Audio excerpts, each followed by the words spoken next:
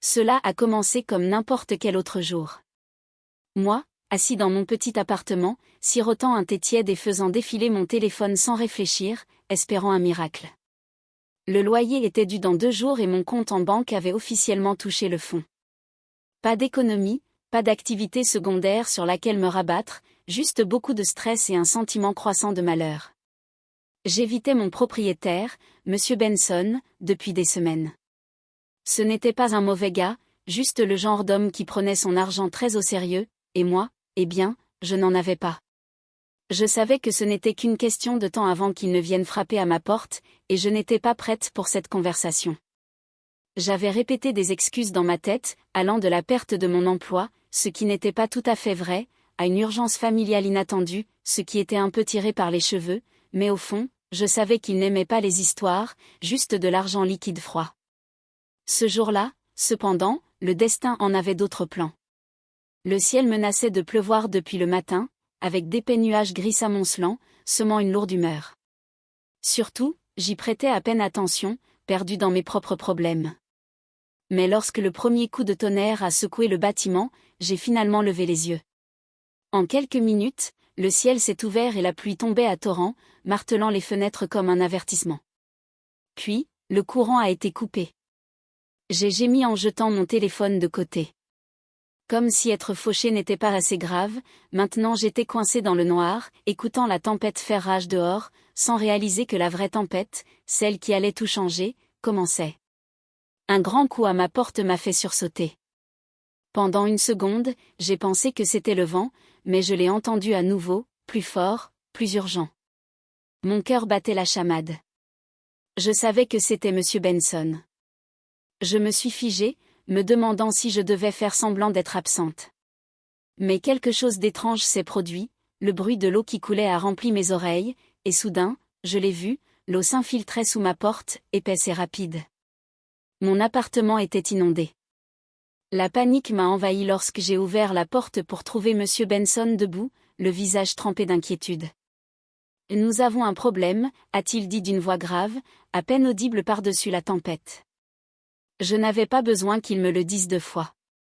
Et comme ça, le propriétaire que j'avais passé des semaines à éviter est devenu la seule personne avec qui j'étais coincé au milieu d'une catastrophe. Nous l'avons vu venir. C'était un jeudi 6 mars 2024. Je me souviens de cette date comme si elle était gravée dans mon âme, le genre de jour qu'on n'oublie pas, peu importe à quel point on essaie. Le ciel à l'extérieur de ma fenêtre était une étendue ininterrompue de gris terne, le genre qui rendait tout plus lent, plus lourd, comme si le monde retenait son souffle avant une tempête. L'air sentait la terre humide, cette épaisse odeur qui s'infiltre dans vos os. J'étais affalé sur mon canapé, toujours en pyjama, les cheveux en désordre, sirotant le reste de mon café instantané bon marché et faisant défiler sans but mon téléphone. Mes problèmes étaient assis autour de moi comme des invités indésirables, factures, avis de retard, et bien sûr, le plus gros problème de tous, le loyer. La date sur le calendrier se profilait comme un compte à rebours vers la fin, et mon compte en banque n'avait que de la poussière et des regrets à l'intérieur. Puis c'est arrivé, un coup à la porte. Pas n'importe quel coup, ce coup-là, le genre qui vous fait tourner l'estomac et accélérer votre pouls. Je retenais mon souffle, mes doigts se resserrant autour de ma tasse de café, alors que je me penchais prudemment en avant. Peut-être que si je restais parfaitement immobile, qui que ce soit s'en irait. Mais un autre coup est venu, plus fort cette fois, plus insistant. J'ai avalé ma salive en me dirigeant sur la pointe des pieds vers la porte, le cœur battant la chamade. S'il vous plaît, que ce soit un voisin, un livreur de colis, quelqu'un d'autre. J'ai jeté un coup d'œil par le Judas, et il était là. Monsieur Benson, sa tête chauve brillait sous la pénombre du couloir. De légères perles d'humidité s'accrochaient à son front comme s'il venait de l'extérieur. Son expression était indéchiffrable, patiente et sévère comme un homme qui a frappé à sa porte et entendu sans excuse. Mais ce qui m'a fait froid dans le dos, c'est le papier qu'il tenait à la main. Je savais ce qu'il y avait dessus, avis de loyer, frais de retard, rappel de paiement, le genre de paperasse que j'avais évité comme la peste. Mon esprit cherchait un plan. L'ignorer ? Faire comme si je n'étais pas à la maison ? Non, il m'entendrait probablement respirer. Une fausse maladie ? Trop dramatique. Lui dire que je viens de sortir? Impossible, puisque mes lumières étaient allumées. Un autre coup a été frappé. J'ai fermé les yeux en expirant lentement. Il n'y avait pas d'échappatoire. Donc, avec le poids de 1000 regrets qui pesaient sur moi, j'ai attrapé le bouton de porte, sachant que quoi qu'il arrive ensuite, ça changerait tout. J'ai ouvert la porte juste pour craquer, et... Monsieur Benson, ai-je dit en forçant un sourire. Quoi de neuf, Lily, a-t-il répondu, sa voix bourrue mais pas méchante. On doit parler du loyer. Tu es encore en retard. J'ai avalé difficilement. Je sais, je sais. J'y travaille. Puis-je t'offrir une tasse de thé ou quelque chose? J'essayais de gagner du temps, en espérant qu'il se calme. Il a hésité, puis a hoché la tête. Et d'accord, mais on parle de ça. Je l'ai laissé entrer, et il s'est assis sur mon canapé défoncé, l'air déplacé dans sa chemise et sa cravate soignée. Je lui ai tendu une tasse de thé, et juste au moment où j'allais inventer une excuse à propos de mon travail, les lumières ont clignoté, puis boum. Un énorme coup de tonnerre a secoué le bâtiment. La pluie a commencé à tomber comme si quelqu'un avait allumé une douche géante. J'ai couru à la fenêtre et j'ai halté. La rue dehors était inondée rapidement, l'eau montait les marches de l'immeuble. Monsieur Benson m'a rejoint à la fenêtre. Ça ne s'annonce pas bien, a-t-il marmonné. Et il avait raison. En quelques minutes, les informations sur mon téléphone disaient que la ville était sous alerte de crue soudaine. Les routes étaient fermées, personne n'allait nulle part. Mon propriétaire était coincé avec moi. Au début, c'était gênant. On était assis là, lui sirotant du thé, moi faisant semblant d'être occupé sur mon téléphone. La pluie n'arrêtait pas de marteler les fenêtres, et le courant a été complètement coupé. Mon petit appartement ressemblait à une grotte, éclairée seulement par quelques bougies que j'avais déterrées d'un tiroir. Monsieur Benson n'était pas du genre bavard, mais il a commencé à parler de comment il avait vu des tempêtes pires quand il était enfant. J'ai hoché la tête en l'écoutant à moitié, mon esprit s'emballait. Je ne pouvais pas payer le loyer, j'avais perdu mon travail à temps partiel au café il y a des semaines, et mes économies avaient disparu. L'expulsion se profilait comme un nuage noir. Mais ensuite, une idée folle m'a frappée. Et si je pouvais me sortir de là par charme? Monsieur Benson n'était pas jeune, il avait peut-être 50 ans, avec des cheveux gris qui poussaient autour de ses oreilles, mais il n'était pas moche non plus, et il était célibataire. Je l'avais entendu dire une fois qu'il vivait seul. Peut-être, juste peut-être, que je pourrais transformer ce désastre en une opportunité. Monsieur Benson, ai-je dit en me penchant un peu en avant, laissant ma voix devenir douce. Vous êtes coincé ici de toute façon, pourquoi ne pas en tirer le meilleur parti? Il a haussé un sourcil. Qu'est-ce que tu veux dire? J'ai souri en essayant d'avoir l'air gentille. Je ne sais pas, peut-être qu'on pourrait passer du temps ensemble, faire connaissance. Tu es toujours si occupé à collecter les loyers, on ne parle jamais vraiment. Il avait l'air confus, mais je pouvais dire qu'il était curieux. Je me suis levée et j'ai allumé une autre bougie, en la plaçant sur la table entre nous. La lumière vacillante rendait la pièce chaleureuse, presque romantique.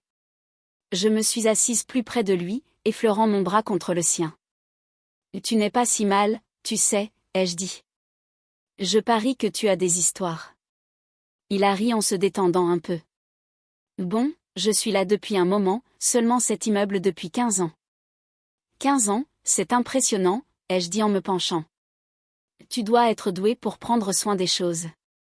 J'en faisais trop, et une partie de moi se sentait ridicule, mais l'autre partie, la partie désespérée, continuait à pousser.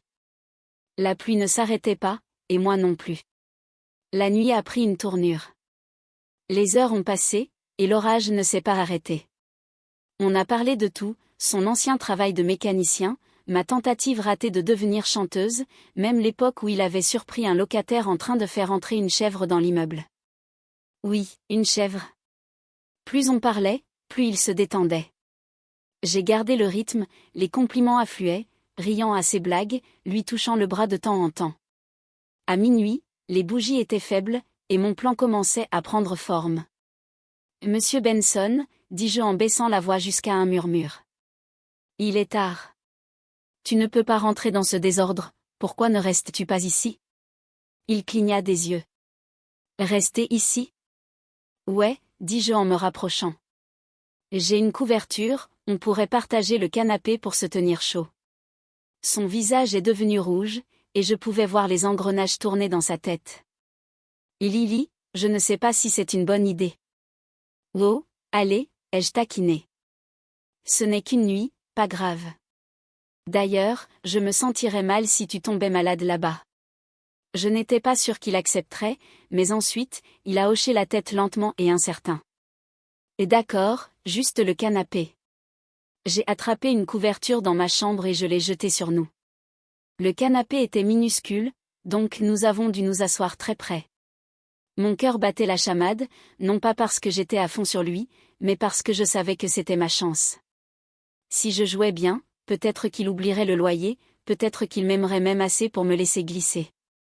La situation est devenue encore plus étrange à partir de là. La tempête dehors faisait rage, le vent hurlait comme un fantôme dans les ruelles, la pluie martelait la fenêtre comme si elle exigeait d'être laissée à l'intérieur. La faible lueur d'une seule bougie vacillait, projetant de longues ombres agitées sur les murs. Nous étions blottis sous la vieille couverture épaisse que j'avais tirée du canapé, nos corps pressés l'un contre l'autre pour se réchauffer. Je pouvais sentir la chaleur de son bras contre le mien, la tension dans ses muscles alors qu'il essayait vraiment de ne pas bouger. L'air entre nous était chargé, vibrant de quelque chose de non dit, quelque chose de dangereux. Je me suis légèrement déplacé, laissant mon genou effleurer le sien. Il s'est rédigé. Je me suis tourné vers lui, inclinant la tête juste assez pour capter l'étincelle d'incertitude dans ses yeux. « Tu vas bien ?» ai-je demandé, gardant ma voix légère et innocente. Il a avalé difficilement. « Ouais » a-t-il marmonné, bien que sa voix le trahisse. Juste pas habitué à ça. J'ai laissé échapper un doux rire. Moi non plus, ai-je admis en inclinant la tête. Mais c'est plutôt agréable, n'est-ce pas? Il n'a pas répondu tout de suite. Ses doigts tremblaient contre le tissu de la couverture, sa respiration un peu trop superficielle. Je pouvais voir la guerre en lui, l'hésitation, la tentation. Puis, avant qu'il ne puisse dire quoi que ce soit, avant qu'il ne puisse se déchirer à cause de ses pensées, je me suis penchée et l'ai embrassé. C'était rapide, juste un doux et fugace baiser, mais cela a envoyé une onde de choc à travers lui. Son corps entier est devenu rigide comme s'il venait de toucher un fil sous tension. Ses yeux se sont écarquillés. Lily, qu'est-ce que... J'ai tendu la main, plaçant un seul doigt contre ses lèvres, sentant comment son souffle s'était arrêté sous mon toucher. C'est bon, ai-je murmuré, mes lèvres se courbant en un sourire. On s'amuse juste. La bougie vacillait, l'orage dehors hurlait, et pour la première fois cette nuit-là, il ne s'est pas éloigné. Je l'ai embrassé à nouveau, plus longtemps cette fois, et à ma grande surprise, il ne s'est pas éloigné. Il m'a embrassé en retour, maladroitement au début, puis avec plus de force. Je pouvais sentir qu'il n'avait pas fait ça depuis un moment. Mon esprit tournait. Ce n'était pas de l'amour, ou quelque chose qui s'en rapprochait, c'était de la survie. Mais je devais admettre qu'il y avait un petit frisson là-dedans, comme si je réussissais un braquage. Les choses ont dégénéré rapidement, plus vite que je ne l'avais prévu, plus vite qu'aucun de nous deux n'aurait pu le gérer.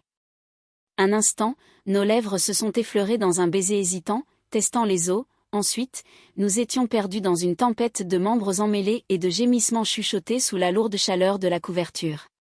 C'était imprudent, c'était en désordre, et c'était inévitable. Le canapé, petit et exigu, nous tenait à peine, gémissant sous notre poids et protestant à chaque mouvement, mais aucun de nous ne s'en souciait. La tempête dehors n'était devenue rien de plus qu'un bruit blanc, un bourdonnement lointain sous la poussée de chaleur et d'adrénaline qui déferlait dans mes veines. La bougie vacillante projetait des ombres sauvages et erratiques, reflétant le chaos qui se déroulait entre nous.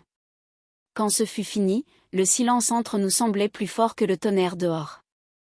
Nos respirations étaient inégales, se mêlant dans la faible lumière, nos corps toujours pressés l'un contre l'autre comme si aucun de nous n'avait pleinement accepté ce qui venait de se passer. Je fixais le plafond, mon esprit un tourbillon d'émotions, triomphe, soulagement, culpabilité, et quelque chose d'autre que je ne pouvais pas vraiment nommer. J'avais obtenu ce que je voulais, n'est-ce pas?